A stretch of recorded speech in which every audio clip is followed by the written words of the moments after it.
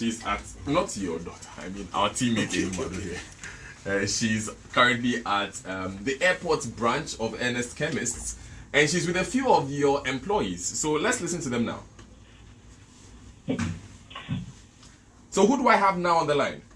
Yeah, my name is Dr. Joseph Miracle. I'm a best friend of Ernest and also a senior consultant for the new factory. Dr. Miracle, so you've known Ernest since his days, Mr. Bidiako for me. Since his days at Adisado. We've spent our teenage years and adult life almost together. Now we are more than brothers. The kids call me uncle. I understand back in that disco, his nickname was Guy Man. Yes, that's true. I'm going to tell you. Oh, that is exactly my next question, Dr. Miku. As young men, we have a way of calling it, you're killing my vibe. But it's fine. Though, what kind of person was he like back in a disco? Oh, I'm telling you, he hasn't changed. The same person sitting in front of you, he's always been humble, ethical, disciplined, and there's something he never talks about. Academically, he was the best student when we were at this school. So, he's a very smart guy, both academically and business-wise. In terms of business, I think he's even more successful because he's fair, he rewards people when it is needed, and you can talk to him anywhere, anytime. So, you have one of the best people. And I'm so privileged. All of us here are so privileged. But tell us, back in a disco, did he ever get into any trouble with the master? Well, there was one time, I don't know whether you want me to tell. We were in the same house. And, can you imagine, being in lower six, we thought we could do whatever we want. And actually, the housemaster punished him to actually cut a piece of land, the grass on the piece of land. He ended up in the hospital. Oh, so what did he do that he was punished like that? That's a question nobody understands. Because normally, being a sixth former, you are not in that environment. You are a senior person, so those things don't happen. Okay, but he has something to add to that. Tell us about the weeding incident. I was the type who wasn't punishing. And I think the junior guys were making noise, disturbing, and the housemaster, I think, just came around. His thinking was, I think, I was undermining the work of the housemaster. House prefect. Because during that time, as I said earlier, the guys were disturbing, and he expected me to maybe to punish them or whatever. Which I never did that. That wasn't part of me. So when he came, he punished you for not punishing them. I think so. Back in school, we'll call him Bonyo. That's great. But let me go back quickly to Dr. Miracle before we let you go, Doc.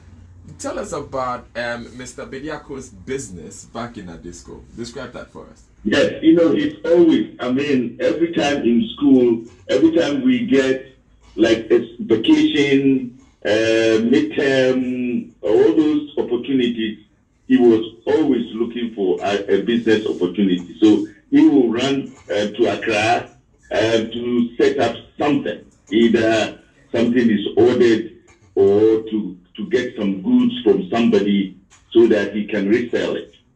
So that's always been part of his life. Wow. Dr. Miracle, thank you very much for joining us this morning. All right, Dr. Joseph Miracle. A very beautiful lady, actually two beautiful ladies, here as well. I'm going to hand you over to the first of them, and she'll tell you who she is.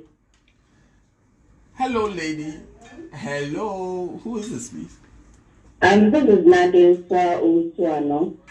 Okay, and how do you know Mr. Bediako Sampong? Okay, he is my CEO. I am the head of parental division for the new factory. So tell us, how is it like working for Ernest Chemists? I mean, the man. It's very exciting. I mean, he's always encouraging you, giving you opportunities to excel, giving you room to grow. And when you see him and you see his workers, if you are not told this is the CEO, you wouldn't know, because his personal relations with us is just superb.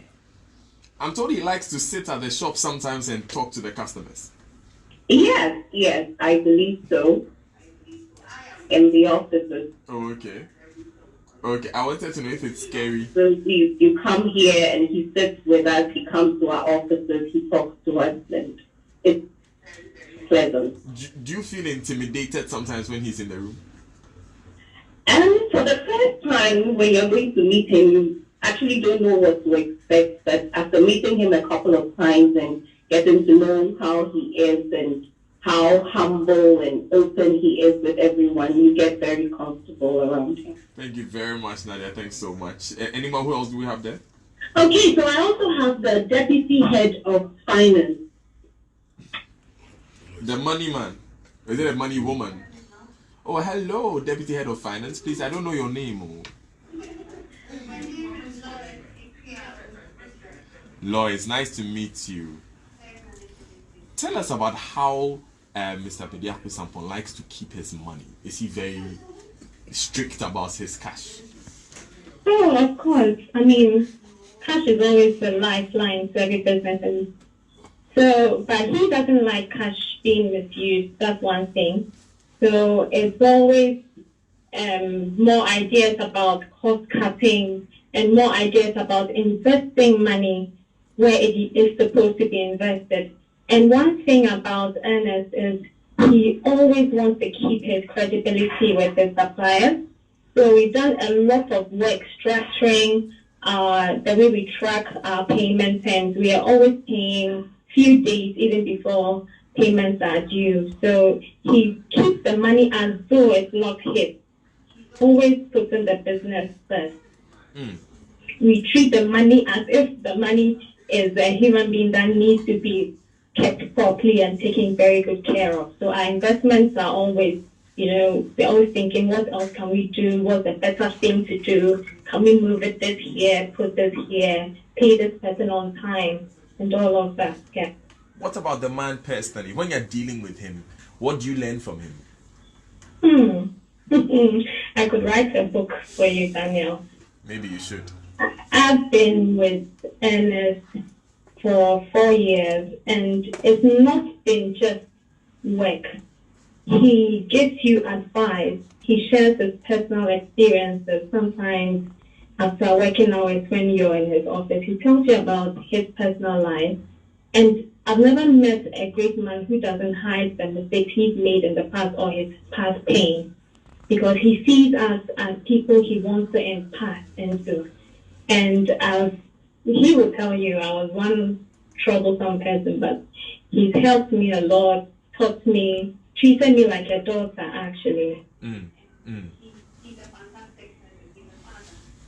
Wow, thank you so much, Lois. Thanks so much for allowing us into your office this morning, and thanks anymore as well. You can now call in and ask any question that you have. 0302-216-541, 0302-216-541.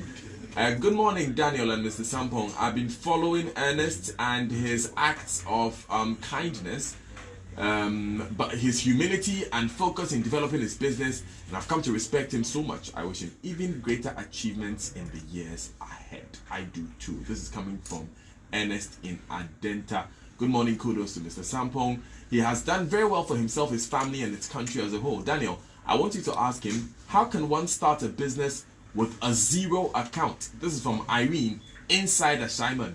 0302-216-541, 0244-340-437. You can call and ask your question, but let's take Irene's question first. How do you start with a zero account? How do you start a business with no money? I've always said that honesty is very, very important in business. And business guys always want salespeople to, or clients to help them distribute. So if you have these qualities, I believe that people are prepared to, give you products to sell, even if the money is not there. But these days, such people are very, very difficult or hard to come by because we are producing and we need to sell on the market. So sometimes what we do is, the due diligence, where we make sure that, look, this person is credible. So with that, whether you pay upfront or without suppliers credit, we can always give you something to sell. But coming by those people these days, very, very, very, very difficult. Michael Kofi is from Tema. Good morning, Michael. Good morning, Mr. Bigat. Yes, Michael, let's hear your question. Yes, it's not a question. I've worked with Ernest Chemists, privileged to have worked with him for 16 years. And I must say, he's one of the greatest persons I've ever met. He is so humble, he gives you opportunities to work and also to progress. He doesn't think about his interest alone, but your interest as well. My success story. Before anything good to any human being, then it means I have to give it to Mr. Bigiato Campo. He's been part of until we started in 2012. Right.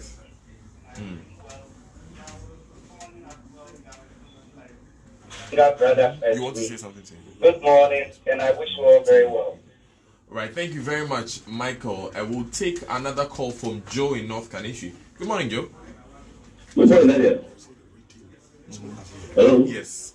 Good morning, Joe. Let's hear your question. Yes. How did you venture into?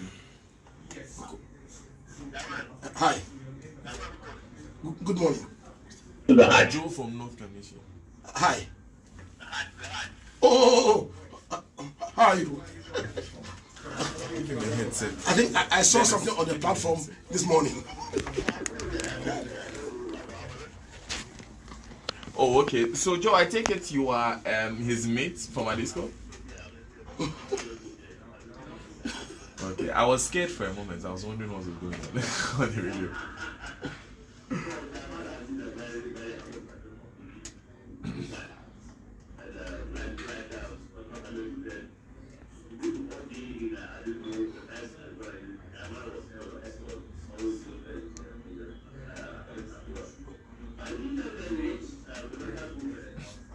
Oh, briefly.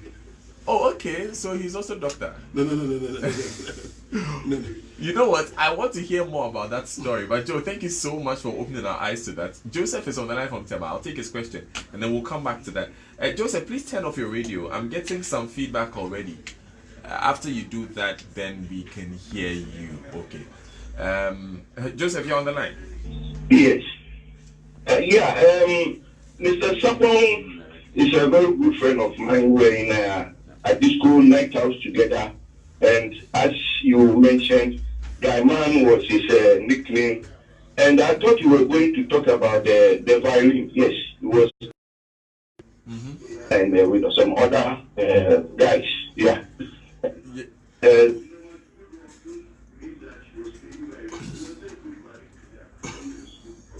Wow. I should have brought a violin here this morning. I know I should have done that. Thank you very much for calling. You're saying. It's on the line for Kumasi. Good morning, Kofi. Good morning, Kofi. I am blessed. Kofi, talk to Mr. Bidiako. He's here.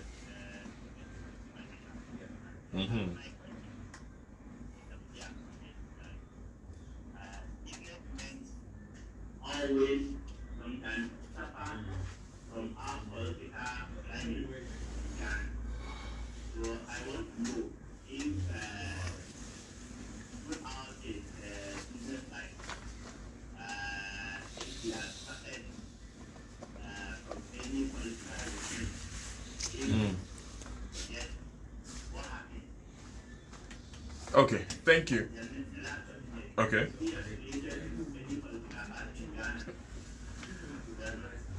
Thank you, Kofi, for calling. Patrick is on the line from Latebia Okoshi. Good morning, Patrick.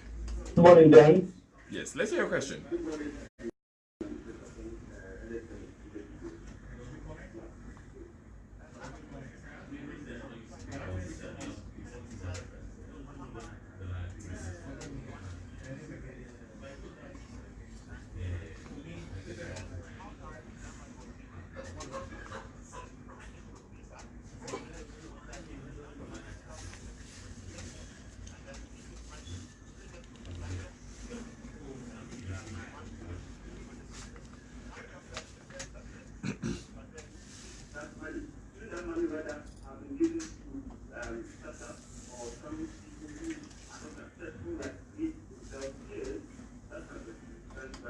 Thank you very much, Patrick from Latebia Okoshi. Nee is on the line from Asylum Down.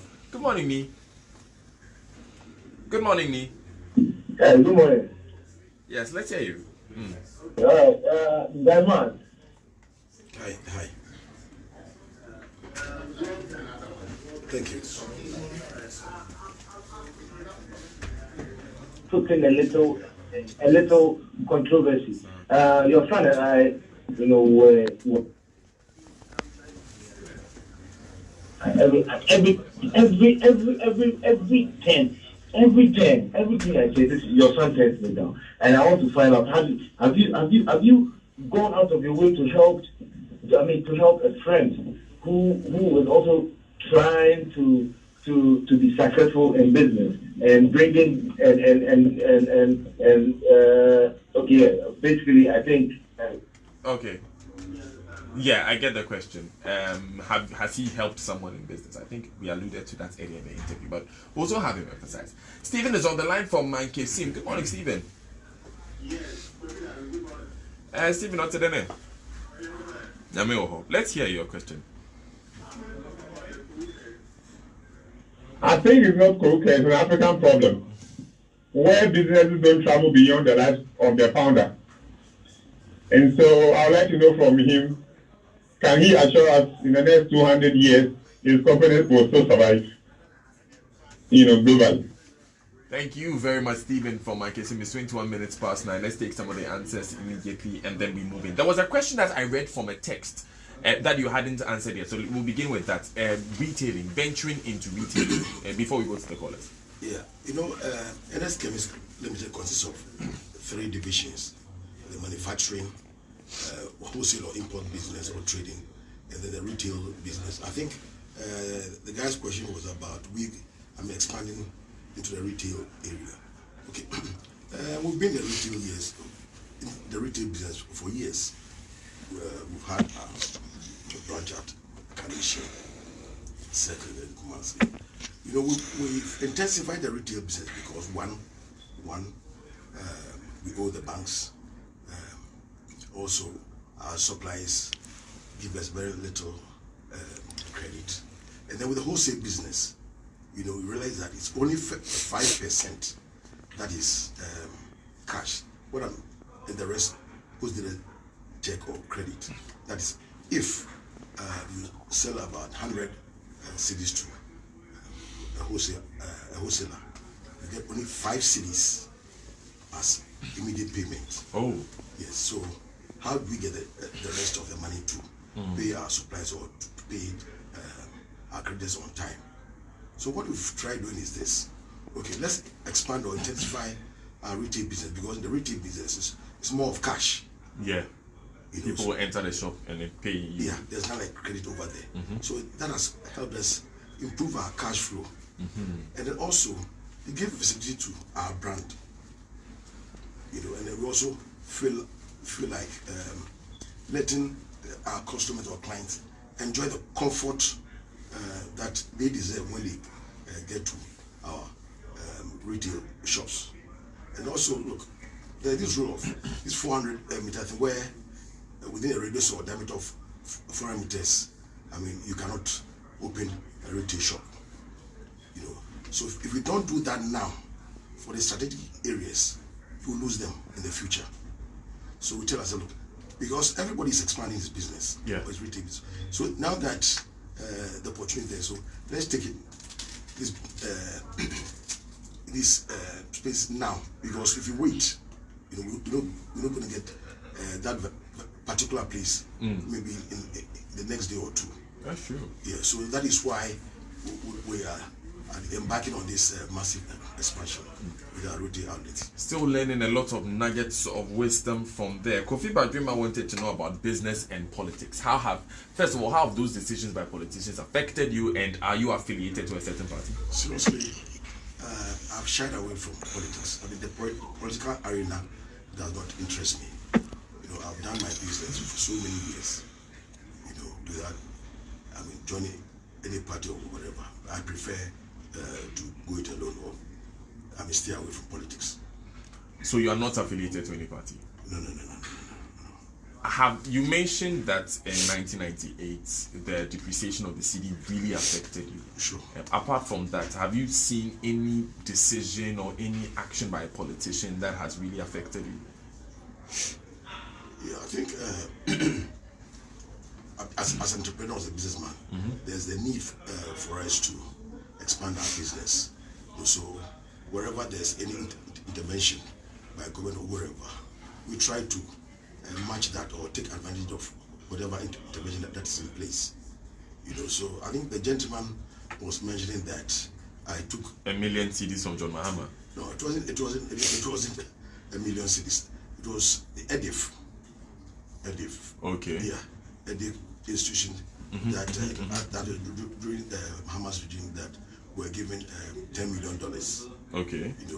And then we've also received more from the Exim Bank, and then also from the stimulus package from Eco Bank. It isn't that we've gotten ourselves involved in politics or whatever. That is why we're giving, because even the 10, the first 10, it was we didn't go for it. We were approached, but all the same, we took it and we've used it, because with our new factory, is the money from both regimes. Okay. That is helping us put this place, and we believe that at the end of the day, it is the country that is going to benefit, because one, we're going to create employment, we're going to export, that is generate more foreign exchange. We're also going to have a research R&D department. So at the end of the day, it is a country that that's the benefits, and people are being hired. Yes, and also the fact that with this new factory, we're going to try to meet the objective of the Pharmaceutical Manufacturers Association objective of produce most of these pharmaceutical products in the country. That is their objective or vision is to have 70% of products made in Ghana. Yes, pharmaceutical products made in Ghana instead of importing. Because at the moment we produce only about 30% of the pharmaceutical needs of the country. Okay. So with this new factory, I think that the whole country is going to benefit in some way. David is on the line from Sogakop. Let's take his question. David, I can hear the radio on that end. Can you please reduce it and then ask your question? Good morning. Yes, Speak to him. I'm around. Sample. It's Sampong.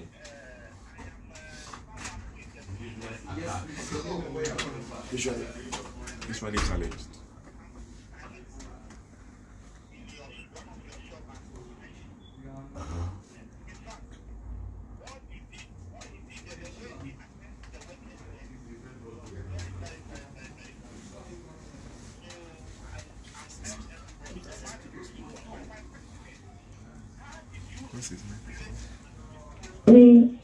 Excuse me to say,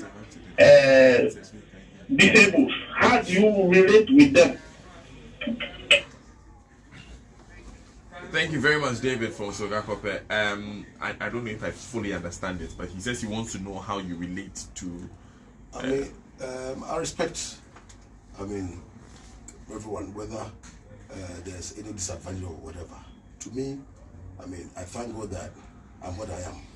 It could have been me. It could have been a name about the family. So I respect everyone. Everyone, yeah. Like that. Nana Techilabi is on the line from Latte.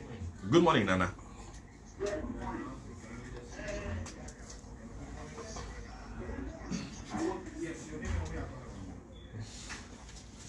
Sampong.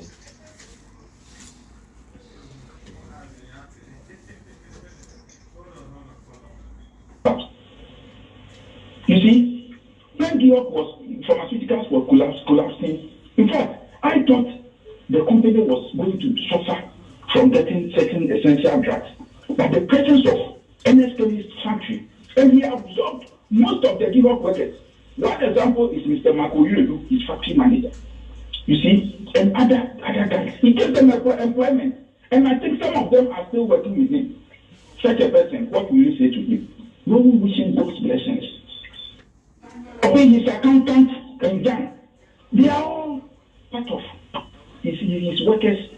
They are accountants with him. And they are my good friends. And I have followed Mr. Bediako's success. Genuinely, he has really made the mark. Recently, one of his accountants had come to ask for my daughter's hand.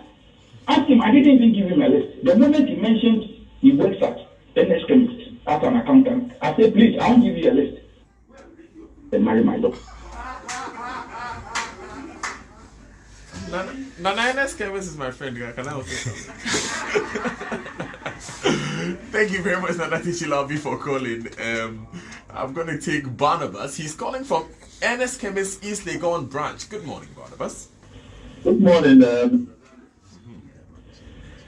Good morning. Mr. Sample, Barnabas is saying good morning. Hi, how are you? Good.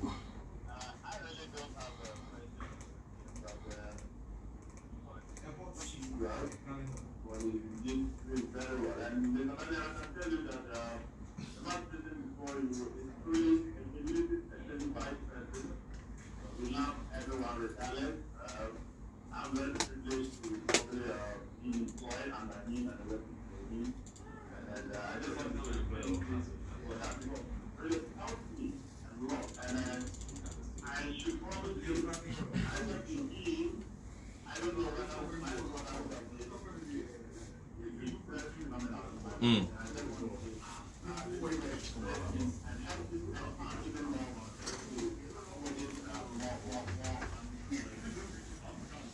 Okay, thank you very much, Barnabas. Yeah, I would make a quick input, but let's hear from Leo in Airport City first. Good morning, Leo.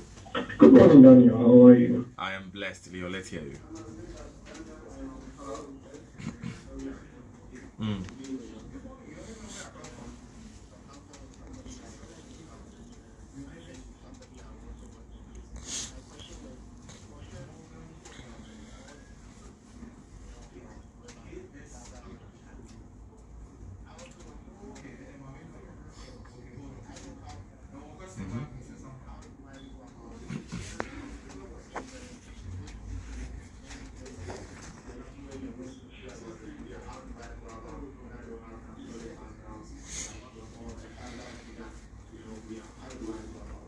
Thank you for calling, Leo. Let me hear Morgan from Kumasi's question, and then Sami, let's hold on to the callers, okay, so that we can take some more of the answers.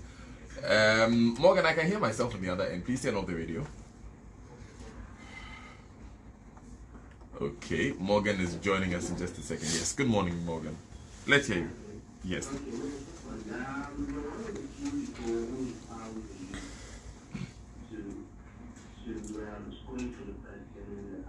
I feel that you are able to achieve your ambitions and your aspirations in life despite every challenge that's going on.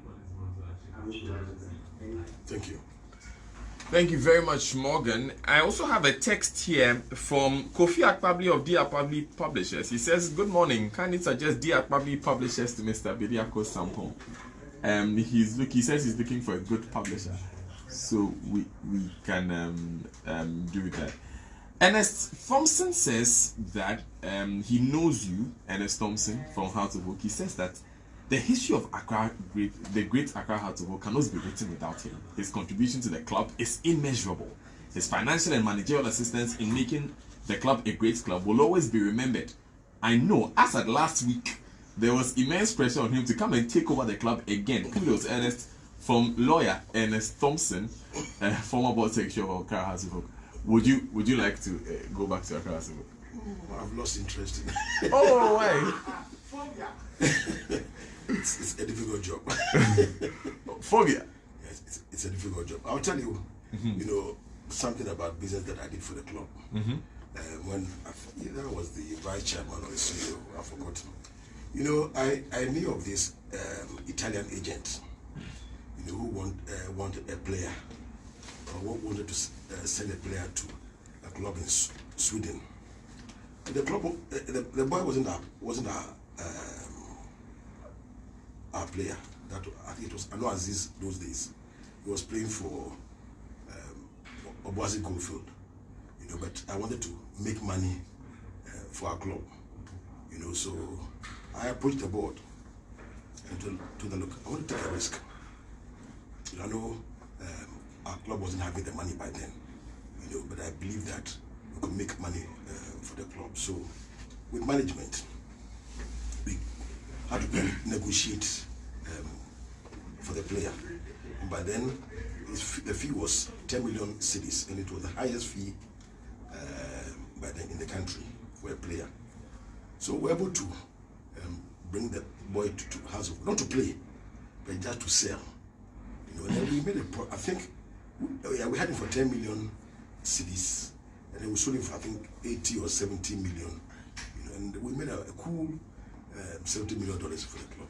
Nice. Yes. So for me, I've always got how best I could make money for the club. Yes. Why did you leave them? I think that's enough. Mr. Sample has stories out there. Okay. You are still live on the Super Bowl Show on Joy 99.7 FM. Yeah, how did you put you wanted to make? Let's go. Just a quick one. I think we had a caller who was talking about access for disabled people into our branches, and we just like to point out that it's an area that we take very seriously. I mean, we are in the humanitarian business, and currently we've actually modified some of our shops to include a ramp to create a wheelchair access into our branches, and some of the parks in the shops have something called rider for people who are visually impaired. Can just place their hands or fingers around it, and they could know maybe the strength or the name of the drug. So it's something that we are taking very serious, and it's something that we are improving on. Great. So Morgan from Kumasi's question was, how do you build an empire if you don't have that parental push from the very beginning? Yeah. As I said earlier on, you know, we need to actually submit or go through certain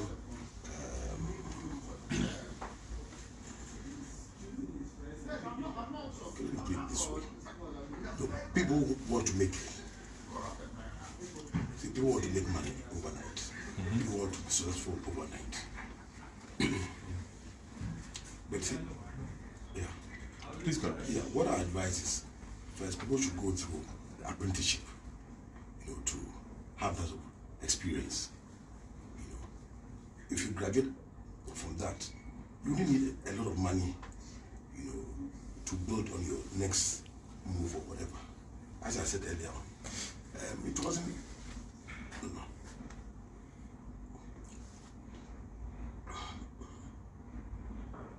It's possible to start from nowhere. I always say that I started from nowhere, though my dad was in the pharmacy business. In the pharmacy business. And if you come to Ukaishi, there are a lot of guys who have come from nowhere, meaning that their parents or whatever were not around or never had shops to start from. But these guys went through the apprenticeship, working as a porter. You know, started working as a porter. I mean, riding through all sort of whatever to acquire certain experience, becoming apprentices and all those things. So I believe that the opportunities abound. But it's a matter of we being patient, trying to actually be submissive wherever we find ourselves. And I believe that with a bit of luck, it seems not possible, but it is. There are a lot of these guys who can see, who have built big business from nowhere. Most of them came as porters. So it depends on the environment that you find yourself. Maybe I don't know where that guy is at the moment. But if he's in the pharma industry, what he could do is maybe wherever he's working, that just try and learn the trade. Learn the trade, because someone will be there and wouldn't be bothered, and at the end of the day, nothing good comes. But learn some skills as much as possible. Learn from your environment. Yes. Okay, so this one wants to know, you didn't add your name. Oh, sorry, you're Daniel from UCC. How do I inculcate entrepreneurship in my kids, although I have not been a successful entrepreneur myself? Okay, sometimes, like I was doing those, as part of the culture, people, allow their kids go out and sell something. But I believe that is a starting point in building that skill. I'm not saying that. Don't go to school or wherever. If you look at the history of some of these big guys now, some of them were doing all sorts of jobs. I met one gentleman who said, he was selling donuts or what's called bull fruit those days. It's not a very big, because through that training, it's acquired that entrepreneurial skill. But most of us want to get to the top without going through that apprenticeship. Interesting, you talk about apprenticeship. Amma wants to know, did any of your children study pharmacy so that the legacy continues? Very inspiring story. I am highly impressed. Congrats. None of them. Yeah, what did you study? Business and operations management. Business and operations management. Is it because the business has grown to the stage where it's a large enterprise now? Yeah. And for me, I always had a big interest in commercial activities. And then, the scientists in the company, we're always complementary. We are working together. They do their part, we do our part. Like you said, where we are at the moment is more of putting structures, HR issues, marketing, that kind of administrative activities to sort of stay where we are, or even drive growth towards the vision that the CEO has set for us. Yes. Let me ask, if there's a disagreement, like maybe if he says something and you don't see it in the same way, how is that resolved? So, one thing I have to point out is, first of all, he's more experienced than I am, or any of my siblings, or any of the workers in the company. So we always look to him for direction. He sets a vision in place, and we always follow it. Definitely, sometimes there are what I call minor disagreements. Not disagreements, it's not anything serious. How to get to that objective or reach that place that he wants us to get to. So, we always find a way to resolve minor. I wouldn't even call it conflict or anything. To resolve any minor disagreement or whatever. Because at the end of the day, we have to realize that it's one company, one vision, one goal that we all need to work towards. So if we harness that, whatever resources or ideas, is better for the company as a group than, So these things crop up, and it's something that is expected or to expect. But some of the arguments too, some of the, I won't say disagreement, it's also good. Maybe when, for me or him, if we are having meetings and somebody should come up with something or bring a counter solution, we should be ready to listen. And that's what sort of I feel has been a strength of Ernest Chemists. So these things crop up, we always find a way to resolve. We've been doing it for the last 14 years, and hopefully we'll continue to do that. You see, at the end of the day, it's the objective or the vision of the company that is most important. Whatever arguments, what we should all be looking at is the objective, because if this is the path that we should all take to go there, there could be other rough edges or whatever. What is important? Look, let's smooth whatever it is. and then so that we can achieve the objective of the company. Okay. So we've gone through, and the big part of it, we've gone through the story, we've taken questions. I was making notes of some of the lessons that you dropped, and I'll go through them, and then I'll ask that you share the values and principles that have led you throughout the past 33 years and beyond. But let's acknowledge some of our sponsors first.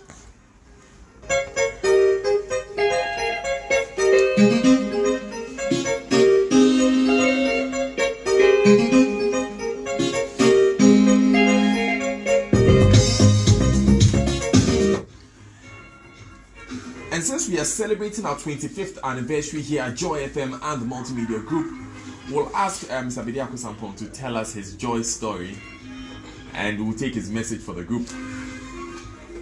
With over 30 years in the stationery business, Kingdom Books and Stationery now offers a 30-day credit facility with no interest charge.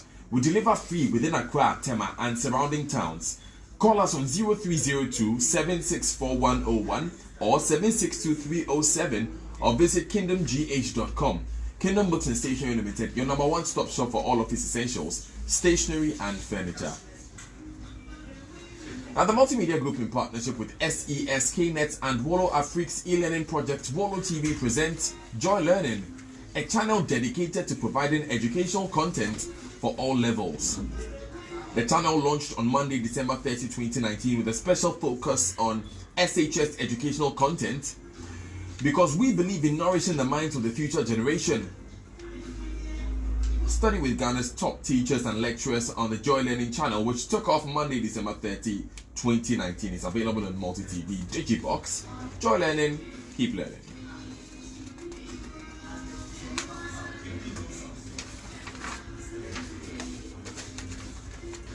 Your text messages on the Super Morning Show are brought to you by Glyco Travel Insurance Policy. Glyco, we cushion you for life, and Afrodan, your back must last you a lifetime.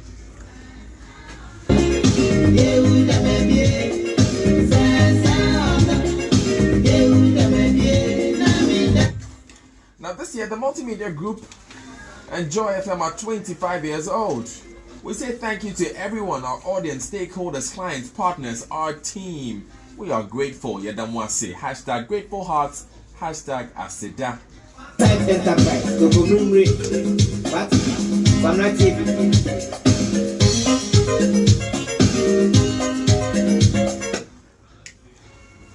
So let me take you through some of the lessons that we have learned from Mr. Ernest Bediako Sampon in our short conversation with him. He says that he picked these from his father. Learn to take risk, be honest, and be responsible. Take responsibility.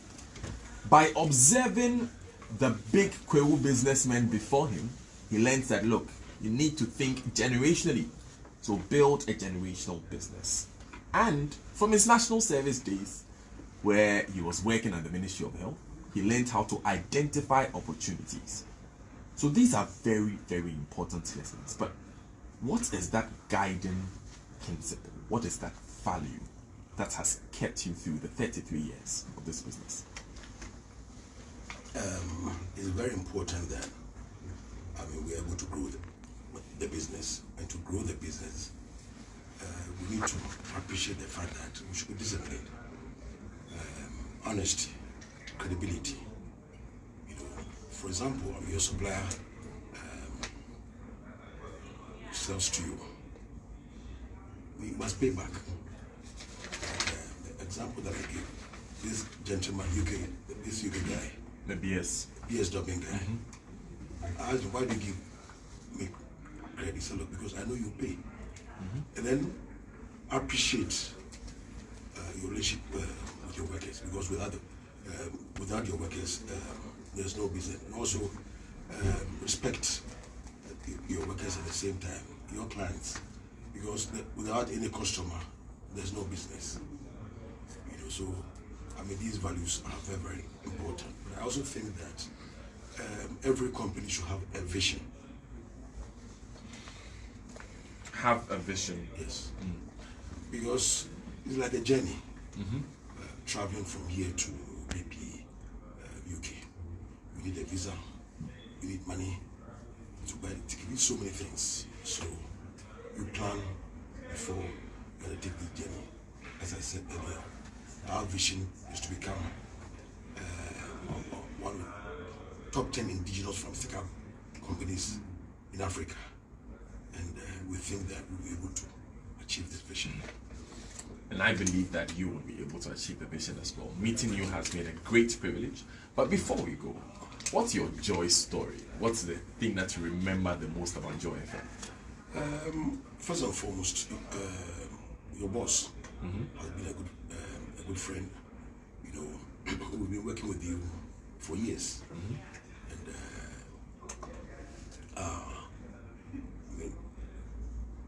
marketing programs such as adverts and those things, we do them with you. I remember the late Commando Moore. He was a very good friend. He was a very, very good friend. He would come, look, Ernest, we think we have this package for you. We think that if you do it that way, sort of okay. So I'm happy that you're celebrating your 25th anniversary. And I wish you the best and success in whatever you do. Thank you very much, and we're hoping that you will be here with us for the next 25 years and beyond. Thank you. So I'm bringing this one back because as soon as I dropped it, one of your workers said, Kofi, I don't know why you are calling me that, but anyway, that is my boss's favorite song. Thank you very much for playing it for him. And she says I should try and convince you to dance. Okay, that's me. She hasn't said anything. Mr. Vidiako Sampo, thank you so much. There was Chocho Mucho. Yeah, there was Chocho Mucho to start with. Anything with it. Okay, so let me bring Chocho Mucho back to you.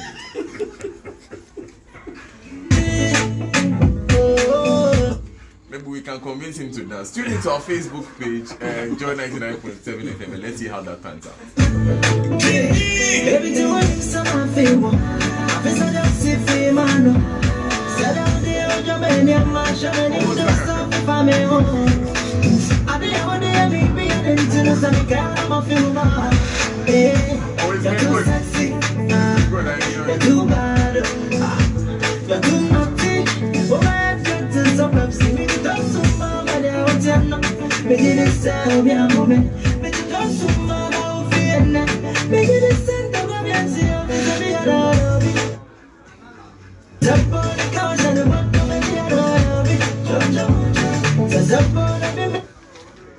Father, bless me so I can dance like a big man.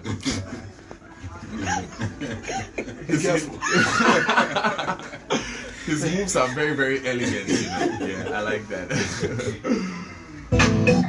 Oh, it's been a great conversation. Thank you so much for coming. Thank you so much for tuning in from everywhere across the world. Let me bring you some very important information you need if you want to lose weight this year. What are the causes of overweight and obesity? The first one is genetic. If both parents are obese, approximately 80% of the offspring will be obese. If only one is, the likelihood of obesity in the offspring drops to 10%. Now, some medicines can also cause excessive weight, like some diabetes medicines, antidepressants, steroids, and oral contraceptive pills are also notorious for weight gain. Now, a high-fat diet, larger portion sizes, high sugar, fructose, corn syrup, i.e. sweetened beverages, are also major reasons for dietary obesity worldwide. Tune in to the Cosmopolitan Mix for more tips, Monday to Friday, 10 a.m. to 12 midday, or follow the hashtag Cosmopolitan Mix for more info on the weight loss challenge.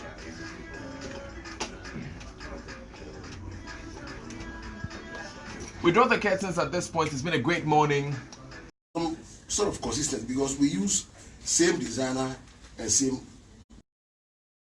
So there's that consistency. Yeah. So like you say, it's handled by Nemo and Achema. They are always traveling around the world to know what the new trends are, innovating and bringing some of these designs back. So I mean, companies like Boots, Walgreens in the US, they are like our benchmark that we always look up to. To create the ambience. Why was it important that every single shop will look and feel the exact same way? I mean, of course, to create consistency. I mean, like for example, if you went into a booth today, you see the color blue, like in the shop, running through the shop and all of that. So sometimes it creates more recognition with the customer. Because if a customer walks into a shop today, maybe sees a different design, then walks into another shop, it creates a bit of confusion. So we always want to have that brand consistency to always help create loyalty with our customers. Yeah. And for most customer-facing businesses, you see a similarity. You go to even the food retail outlets like McDonald's and KFC. They almost always look the same and have the same experience. And it's actually cost effective as well. Oh, okay. To keep that consistency as well. So that's just on the side. Yeah. Great. So Seth, I hope that answers your question. Papa Answer from Tashinwa Estate wanted to know if it's ideal for anyone, or if it's ideal for anyone to go for a loan to start a business. It depends on the sort of environment that you find yourself, because I never went in for a loan, but if you do the business analysis and you think there's a need to go for a loan, fine, but you must make sure that at the end of the day you are able to pay the loan and also make profit. But it depends on the sort of business. There are certain businesses that you wouldn't need much, and also if you have a family member or a friend who can at least give you something small, it's better, because normally with such loans or whatever, there isn't interest on it. So how did you start without taking a loan? Yeah, as I said, in the around 77, 78, there was this era called Kalabuli, where one could buy something for 100 cedis and sell it for 1,000 cedis. Wow. I actually took advantage of that era, but what was most important, or what is most important, is the fact that I plowed every profit back into the business. So I was able to, grow my capital within the shortest time. So you didn't spend the money that you made? No. I always tell friends, look, there was a time that I think I could have built a house for myself, but my in-law gave me his place to pitch. I know people were telling me, cheap man and that sort of, but I wasn't bothered. Now I think I can build whatever I want to. I think so too. That sort of discipline is very, very important. For how long did you pitch with your in-law? You go, let's carry on. It's a very interesting part of the story. So you started that shop in Kaneshi? Yes. Tell us about the shop. Okay. This shop, I think I started around 86. Actually, that was when I was doing my national service. Oh. Because I had some little money to start with. So because of the 70s era, you saving all that money? Yes. So I was at the pharmacy division of the Ministry of Health. Okay. But I'll tell you what, I identified certain opportunities there. Because wherever I go, I make sure that I look around. That office was where the license or permit or whatever for importation was prepared. Okay. So what I did was to look at the address of some of these companies, then also know the trend, what products were being imported, so that if those products were being imported in big numbers, I wouldn't go near, but I was still importing while doing the national service. Okay. So it helped me very, very much to know, one, the personnel, the pharmacy division, at the same time know much about the import business, that is documentation and also companies to import from. I took advantage of that. So when I would have gone there, then but initially that wasn't where I wanted to go. Really? Yes, I wanted to go to Okaishi, that the GNT pharmacy, so I'll be closer to the business terrain. Okay. But unfortunately for me, the guys managed GNT by then were not ready to take people on? No, not to take me in particular. You in particular? They knew I was a smart guy. They felt threatened by. There was a lot of business at the GNT pharmacy by then. Okay. They were doing a lot of imports. Okay. Yeah. Okay. Interesting. So from there, from Kaneshi, then at Ukashi, I had my second shop was Ukashi, actually the training hub for the pharmacy business and other businesses. So I needed a place there. How long did it take you to open the second shop at Ukashi? I think less than 2 years. Less than 2 years. That was quick. Yes. So from my second place, I moved to a bigger area, and from there, I had the opportunity to represent some of the multinational companies. And that actually changed the face of Ernest Chemists a lot, because people associate multinational business with quality. So I think that was the game changer. One of them, yeah. One of the game changers. How did you get that deal? Tell us about that deal. No, see, at the end of the day, these multinational guys actually want to work with serious companies. So they do their own due diligence and realize, look, Ernest is one of the companies that we really want to do business with. I mean, they keep on coming. They keep on coming because the reputation, let me give you a typical example. I was doing importing from a company in UK called PS Durban. This was somewhere 89 or thereabout. This guy, I one day asked him, look, why do you give me credit? Though I knew the answer. I said, look, I'll give you because I know you pay. But to the guy from the other country, even a pound credit I wouldn't give. So that sort of credibility aspect of us has always been there. So you formed a relationship with these people by buying their drugs? Yes. And then you started representing them officially? Yeah. Some recommended Ernest Chemists too. Some of the multinational, for example, this same PS Durban company, recommended us to ICI those days, and now presently called AstraZeneca, one of the biggest pharmaceutical companies in the world. So in 2 years you moved to Okaishi. Yes. And then after how many years you got your first representation deal? Maybe after 3 or 4 years. Okay, this was somewhere in the late 80s. I think early 90s also. Early 90s. Okay.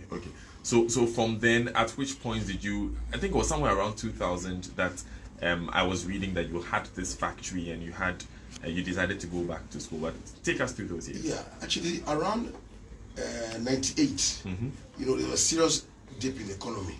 Our currency depreciated badly against the foreign currencies. For example, the cedi dropped from 2 cedis to $1 to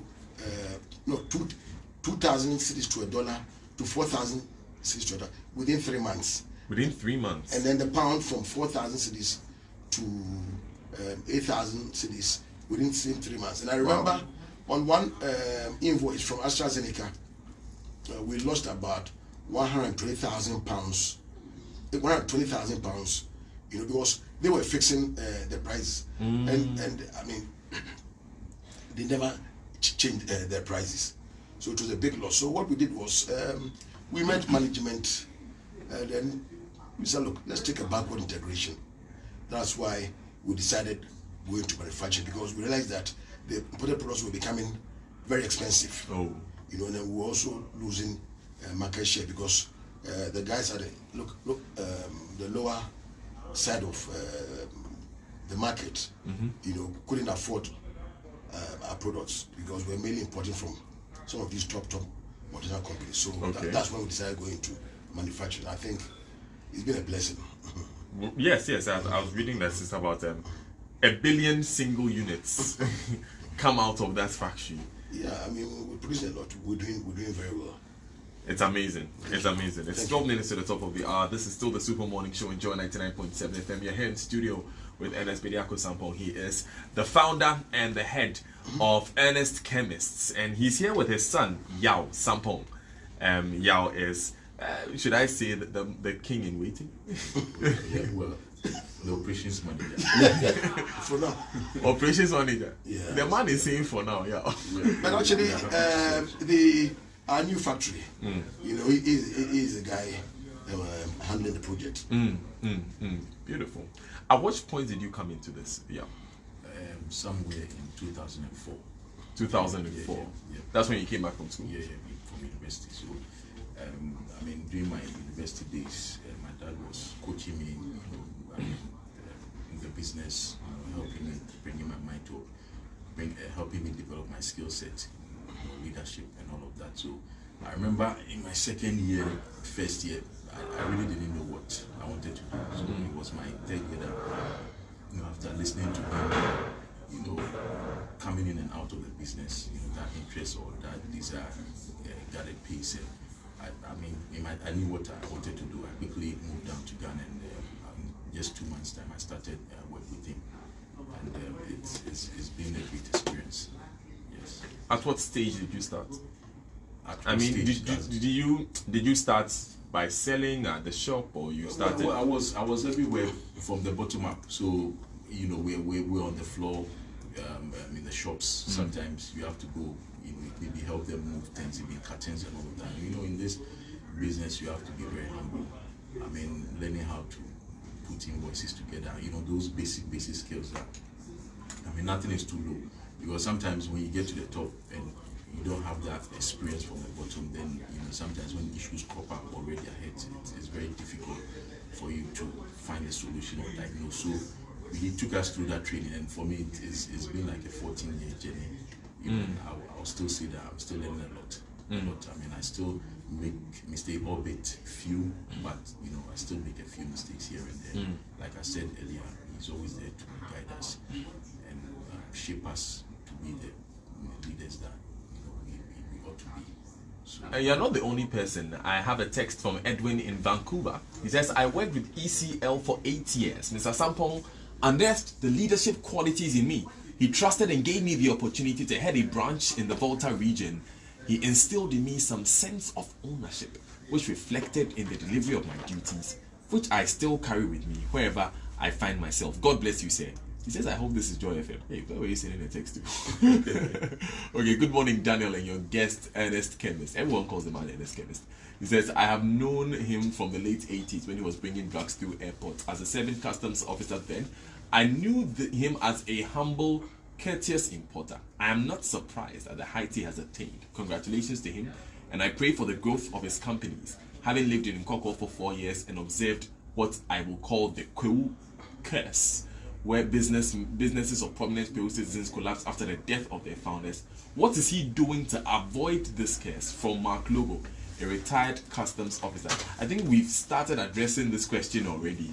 Even the presence of Yao here is testament to that. But when you started the shop, you had just come out of university. You were very young. You know, Ghanaians sometimes have an attitude towards young people when they are placed in authority. Did you ever face that? Like, were you ever looked down upon before because you were young? I've always said that age isn't a barrier to success. You know, I've always been respectful to anyone that I've worked with, whether a big guy or a small guy. And I listen to people. So I didn't see much of this because, I mean, from their side, they realized that look, this is somebody who's prepared to listen. Maybe because I was humble, you know, so I didn't see much of it. I mean, they gave me that respect. They gave me that respect. So, was there ever a time where you gave someone an instruction or you issued a directive and they did not want to follow it? I don't remember. I don't remember. No. Because I was, approachable. You know, I didn't constitute myself into that sort of bossy type. You know, though I was young and running the business, I never did that. So they were always, I was very open. They were free to approach me. So I never encountered that. Yeah, I don't know if you know. No. I mean, the way you are, I don't see, I've never experienced that. So what has your biggest challenge been in building this business?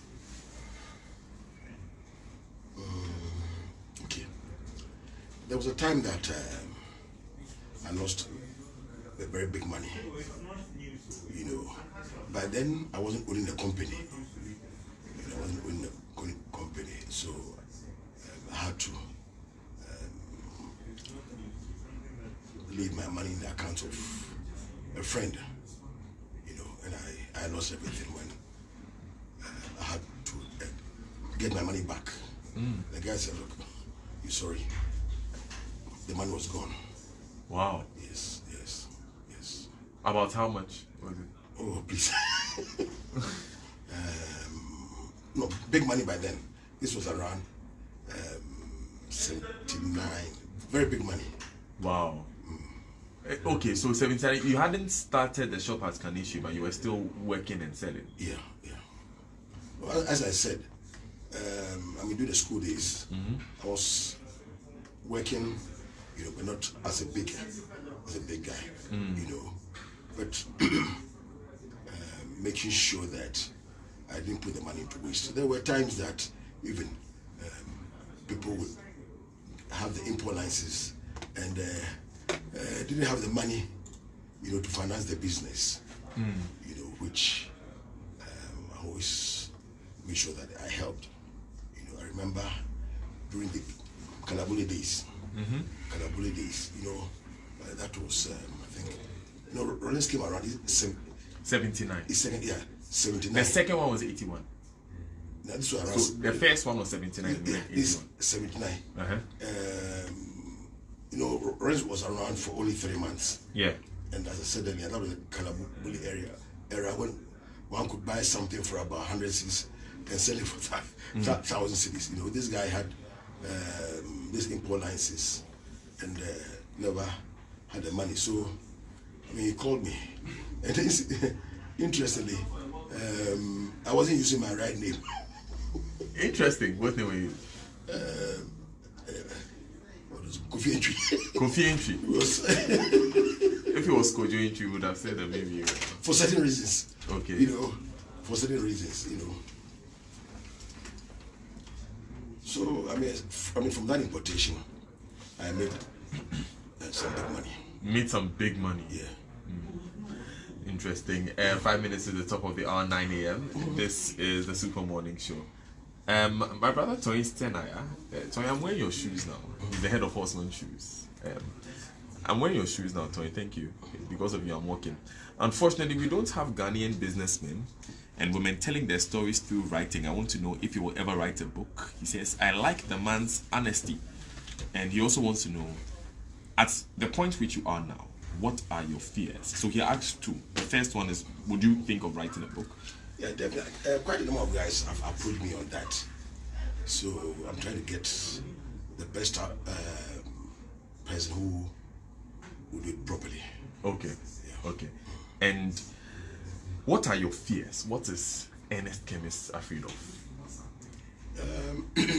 No, like every successful businessman, I mean, the fear is the fear of getting back to where you've come from. You know, people think that I mean, we are very big and it's never possible. But to me, you know, it's a fear. It can happen. It's happened to some people. You know, I tried not to, not that undermine my confidence. You know, but it's a developing country. You know, I wouldn't want to talk much about that because, I mean, people have gone through the worst, you know, and so fortunate that some have lost, you know, their business, but I wouldn't want to go into that. Because I'm very, very careful. I'm very, very careful. Great. We'll spend a little more time on that subject when we come back. Well, it's 2 minutes to the top of the hour. We'll take a few messages. We'll take the Joy Business Minutes. And when we come back, our conversation with Ernest Bediako Sampong continues. Dr. Promise Sepoga says, good morning, Dan. Kudos to ECL, a very vibrant and totally inspiring entity. They're also very deeply committed to giving back to society, especially the vulnerable. They sponsor our surgical outreach to rural areas. God bless ECL. If you have any question, if you have any contribution, send it in on 0244340437. Ernie, for instance, wants to know, ask him why he ventured into retailing. Well, let's call those questions when we come back. Stay with us.